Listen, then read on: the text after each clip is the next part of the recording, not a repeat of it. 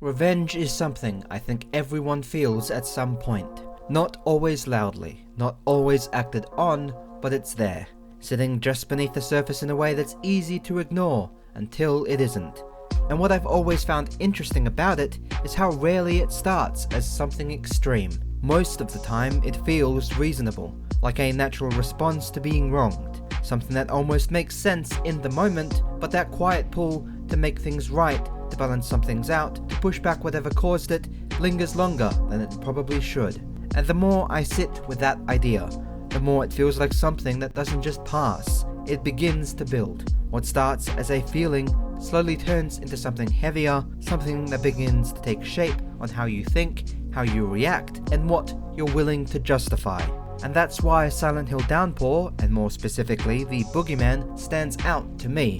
Because it doesn't just feel like something you're meant to fear, it feels like something that comes from that exact place. The more I look at it, the less it feels random, and the more it feels like the natural endpoint of that quiet pull when it's left unchecked. It's not just a monster in the traditional sense, it feels like a process, something that takes shape over time, something that becomes harder to separate from the person at the center of it, and that's where the sense of inevitability really starts to land. It doesn't feel like something that suddenly appears. It feels like something that was always going to be there, forming in the background until it finally takes shape. And by the time it does, it doesn't feel avoidable anymore, it just feels inevitable. It isn't immediately obvious what the Boogeyman represents in Downpour, and I think that ambiguity is part of what allows it to linger longer than it probably should. At a glance, it's easy to read him as just another Silent Hill entity, something designed to chase, to pressure, to create urgency. But the more you sit with how he's presented, the harder it becomes to see him as something purely functional. There's a weight to his presence that feels different. He doesn't just appear in the way a threat normally would. He feels like something that's already there, something that doesn't need to announce itself because it's been building in the background the entire runtime. The way he moves, the way he lingers, the way he feels less like a sudden danger and more like an inevitability. It all starts to blur the line between what's meant to scare you and what's meant to say something. And once that shift happens, once he stops feeling random and starts feeling connected to the story, it becomes harder to ignore the idea that he isn't just there to create fear, he's there to represent something much deeper than that. What he represents, at least in the context of everything Downpour is doing, is that the darkest version of revenge, the point where it stops being about what was done to you and starts being about what you're willing to do because of it, revenge doesn't begin as something extreme. It rarely ever does. It starts small, almost quiet, something that feels understandable, something that feels like it has a reason behind it. And that's what makes it so easy to hold on to, so easy to justify, so easy to let it sit there longer than it should. But Downpour, it pushes that idea further, asking what happens when that feeling isn't questioned, when it isn't challenged or let go of, but instead reinforced again and again over time. The Boogeyman feels like the answer to that question. He isn't just anger, he isn't just resentment, but the result of that emotion being given space to grow without limits, without hesitation, without anything left to keep it in check. And that's why he feels so different from a typical monster. He isn't just born from fear, he's formed through repetition, through justification, through the slow process of turning something human into something far more singular and far more dangerous. And what really makes that idea unsettling is how complete that transformation feels. The Boogeyman doesn't just feel like the beginning of something, he feels like the end of it, like the final version of a person who has been reduced down to one singular drive, stripped of everything else that might have once balanced it out. There's no hesitation left, no second guessing, no sense of perspective, just the continuation of that need to pursue vengeance, regardless of whether it was ever justified to begin with.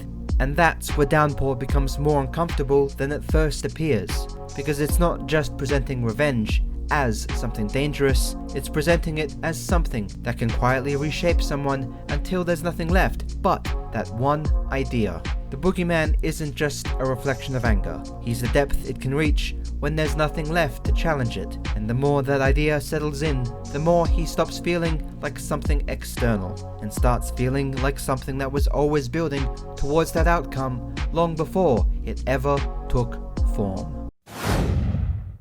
What really stands out about Downpour isn't just what's in it, but what's constantly surrounding it. The rain isn't just there to set the tone or add to the atmosphere, it feels like something that defines the entire experience in a way that's hard to separate from anything else.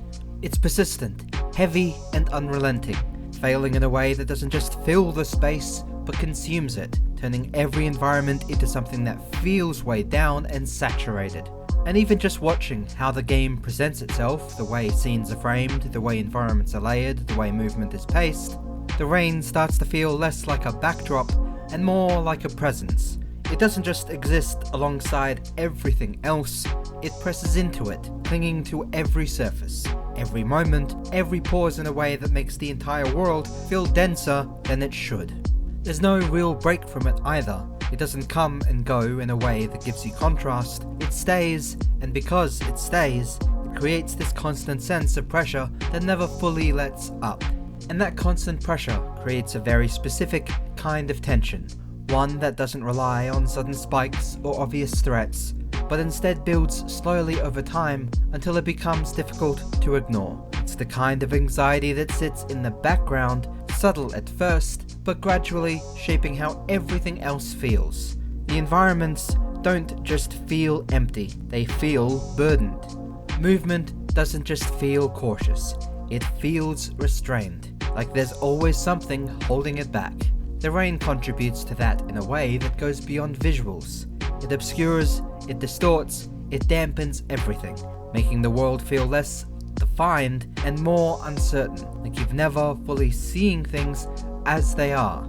And that uncertainty feeds directly into that tension, creating a space where even moments of stillness feel uneasy, not because something is happening, but because it feels like something could happen at any moment.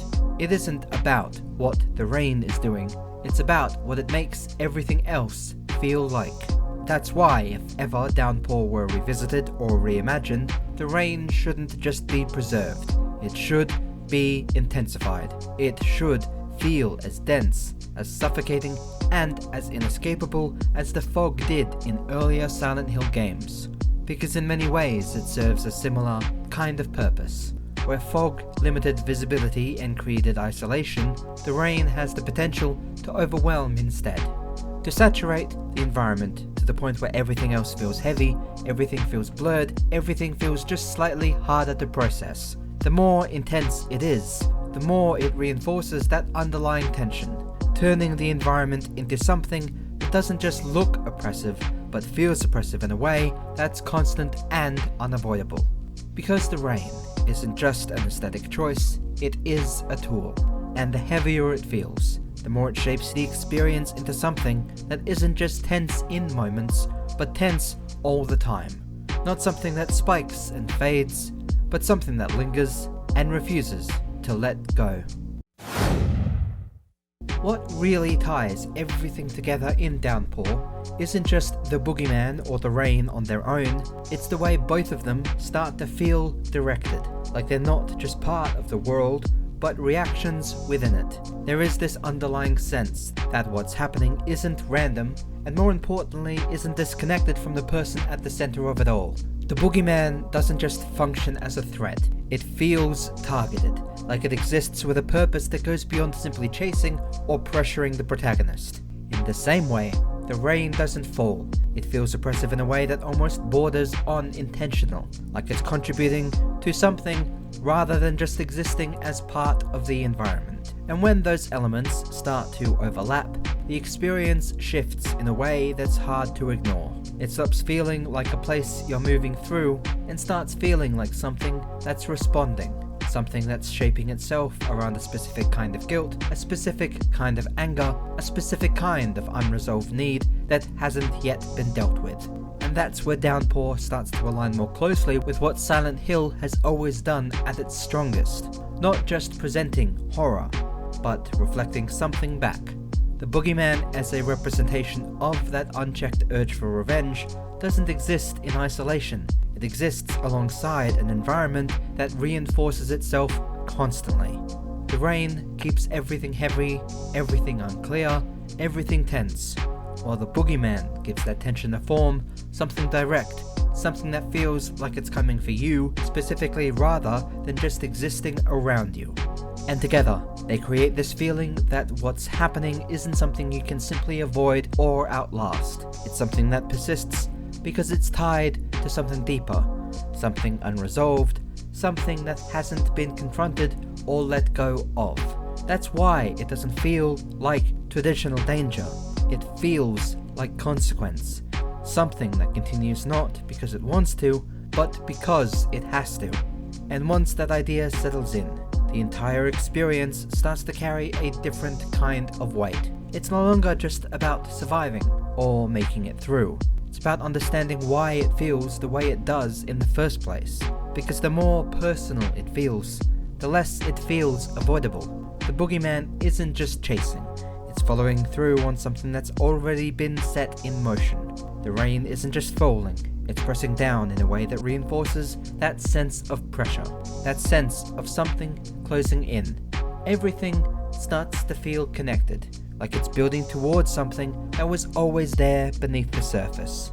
And that's where inevitability stops being an idea and starts feeling like something you can actually feel. Something that's been quietly forming the entire time, only revealing itself once there's no longer any space left to ignore it.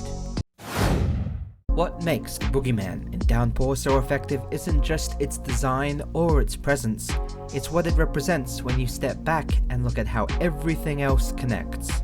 It isn't just a monster. It isn't just the endpoint of something much more human. It is a quiet pull towards revenge. The way it can feel justified, the way it can slowly reshape how someone thinks without them ever fully realizing it. It's all embedded into the idea of what the Boogeyman is. Because Downpour doesn't feel like horror, it feels inevitable.